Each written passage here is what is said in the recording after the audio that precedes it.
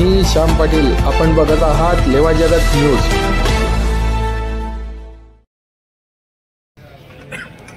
भाजपने राजेंद्र चौधरी यांना पण एपी फॉर्म दिला होता आणि शिवसेनेने सुरेशभाऊ परदेशी यांना पण एपी फॉर्म दिला होता। म्हणजे एका जागेसाठी युती असताना दोघांना एपी फॉर्म दिले होते। तर आज सुरेशभाऊ परदेशी तुम्ही फॉर्म मागे घेतला असं आम्हाला कळालं।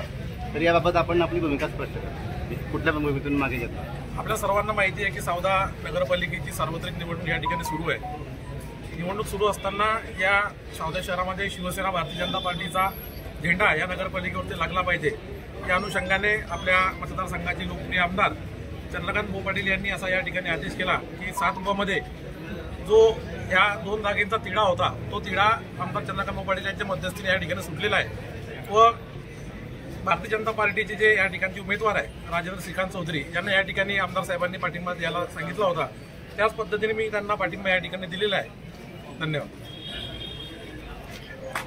आपण आपली भूमिका आता येत्या 2 तारखेला आपल्या सावदा नगरपालिका निवडणुकीचा कार्यक्रम जाहीर झालेला आहे आणि या निवडणुकीचा कार्यक्रम जाहीर होत असताना आज खरी निवडणूक रंगात आलेली आहे। कारण माघारीचा दिवस हा आज शेवटचा होता आणि आमची इथं भारतीय जनता पार्टी आणि शिवसेना युती आहे। या युतीमध्ये आमचे नेते माननीय गिरीश भाऊ महाजन, नंदूभाऊ महाजन व आपल्या तालुक्याचे आमदार चंदूभाऊ पाटील यांनी वरिष्ठ पातळीवरून या शहरामध्ये युती व्हावी ही प्रक्रिया त्यांनी पूर्ण केली आणि युती होत असताना आज आपण जो प्रश्न केला की एकाच प्रभागामध्ये भारतीय जनता पार्टी आणि शिवसेना दोघं उमेदवार होते, तर ही एक फॉर्म भरली गेले म्हणूनची ती प्रोसेस होती।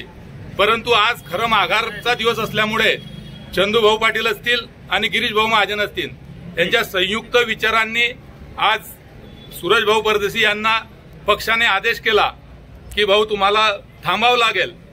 आता पक्षाने आदेश केल्यानंतर सुरेशभाऊ असो अगर मी असो, ज्याला आदेश होईल त्याला तो मान्य करणं गरजेचं असतो आणि त्यांनी मोठेपण दाखवून सुरेशभाऊंनी मोठेपण दाखवलं आणि आज त्यांनी इथं माघार घेऊन मला पाठिंबा दिला। याबद्दल मी सुरेशभाऊंचे धन्यवाद मानतो आणि येणारी जी निवडणूक आहे ही आम्ही भारतीय जनता पार्टी आणि शिवसेना युती एकजुटीने लढू।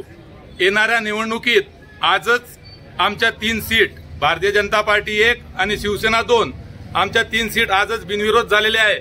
भविष्यात अजून काय काय घडते याकडे सर्व गावाचं लक्ष आहे, पत्रकारांचं लक्ष आहे। आपल्या माध्यमातून बऱ्याच वेळी चर्चा आल्या, काही व्हिडिओ आले, सोशल मीडियावरती व्हिडिओ आले।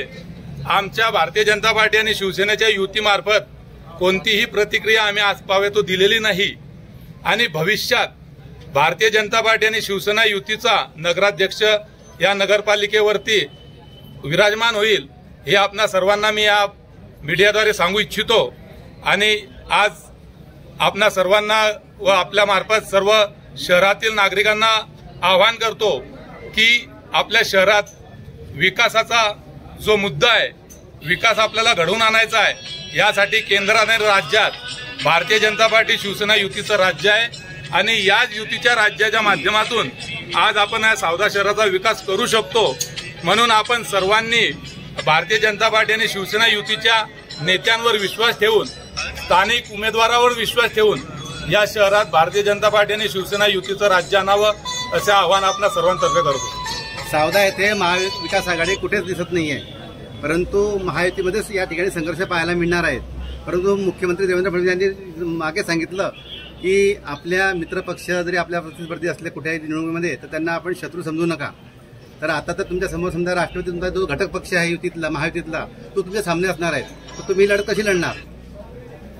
आता आपल्या राज्याचे आदरणीय मुख्यमंत्री देवाभाऊ फडणवीस व राज्याचे उपमुख्यमंत्री एकनाथजी शिंदे यांनी जे वरती युती ठरवली त्या युतीप्रमाणे जिथं युती झाल्या तिथं युतीप्रमाणे लढत आहे, जिथं महायुती झाल्या तिथं महायुतीप्रमाणे लढत आहे।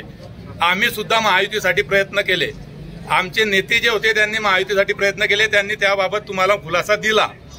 परंतु आज जी लढत आहे जी भारतीय जनता पार्टी शिवसेना आणि राष्ट्रवादी यांच्यामध्ये जरी असली तरी कलह निर्माण होईल असं कोणतंही वक्तव्य आमच्या बाजूने होणार नाही। आम्ही मैत्रीपूर्ण लढती लढू, जेणेकरून राज्यावर याचा कोणताही परिणाम, राज्यातील निवडणुकीत याचा परिणाम होणार नाही याची काळजी आम्ही घेऊ. आज आपल्या जिल्ह्याचे नेते माननीय गिरीश भाऊ, आपल्या मतदारसंघाचे आमचे नेते माननीय आमदार चंद्रकांत भाऊ पाटील यांचं सतत सावदा नगर परिषदेच्या निवडणुकीवर लक्ष आहे आणि आज इथपासूनच या सर्व प्रक्रियेमध्ये ते दोघं नेत्यांच्या मार्गदर्शनाने इथे चाललेलं आहे. त्या अनुषंगाने आमचे 7 नंबरच्या वार्डमध्ये दोघं एमई जोडलेले होते, पण दोघं नेत्यांनी विचारविनिमयातून, समन्वयातून आपल्या युतीवरती इथे कोणताही परिणाम व्हायला नको, त्या अनुषंगाने माननीय आमदार चंद्रकांत भाऊ पाटील यांनी असे आदेश दिले की सूरज भाऊंचा फॉर्म आपण मागे घेतला पाहिजे. त्या अनुषंगाने आज आम्ही सावद्यातील आपली युती अभेद्य राहायला पाहिजे, इथे आपल्या युतीचा विजय झाला पाहिजे आणि त्या विजयाच्या माध्यमातून आपण सावदा शहराचा जास्तीत जास्त विकास केला पाहिजे. आज त्या अनुषंगाने आम्ही सूरज भाऊंचा फॉर्म मागे घेतलेला आहे आणि राजू भाऊंना समर्थन दिलेलं आहे. नाही, मग सूरज भाऊ परदेशी यांनी आपल्यासाठी म्हणजे आदेशाप्रमाणे फॉर्म मागे घेतला, पण त्यांचं राजकीय पुनर्वसन म्हणा किंवा त्यांना काही आश्वासन दिलं असेल ना आपण की तुमचं आम्ही या ठिकाणी समाधान करू वगैरे, जे काय असेल ते. त्यांचा राजकीय पुनर्वसनाचा जो प्रश्न आहे तो नक्कीच मार्गी लागेल. आमचे नेते माननीय चंद्रकांत भाऊ पाटील हे असं व्यक्तिमत्व आहे की ज्यांच्या नजरेतून जो काम करणार, तळागाळात जो काम करणारा कार्यकर्ता आहे तो कधीच सुटत नाही आणि ते जेव्हा एखाद्याला जवळचा मानतात तेव्हाच असा आपण त्यांच्याकडून काही अपेक्षा करू, असं त्यांचं नेतृत्व आहे आणि ते नक्कीच सूरज भाऊला न्याय देतील अशी मला खात्री आहे. केळीसाठी प्रसिद्ध असलेल्या सावदा शहरात आली आहे एक खास संधी. राधाकृष्ण संकुल, रावेर महामार्गालगत, LIC बिल्डिंग शेजारी, महेंद्र स्वामींच्या समोर. इथे मिळतात व्यवसायासाठी प्रशस्त दुकाने, आधुनिक 1 BHK फ्लॅट्स, लॉजिंगची सोय आणि टेरेसवर जिमसाठी खास हॉल. संपूर्ण लिफ्ट आणि पार्किंगची सोय असलेली ही जागा आता योग्य त्या भाड्याने उपलब्ध आहे. राधाकृष्ण संकुल, रावेर महामार्गालगत, LIC बिल्डिंग शेजारी, महेंद्र स्वामींच्या समोर, सावदा, तालुका रावेर, जिल्हा जळगाव.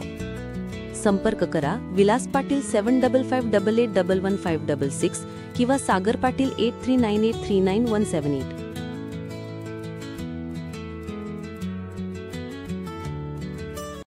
लेवा जगत यूट्यूब चॅनलमध्ये आपलं स्वागत आहे.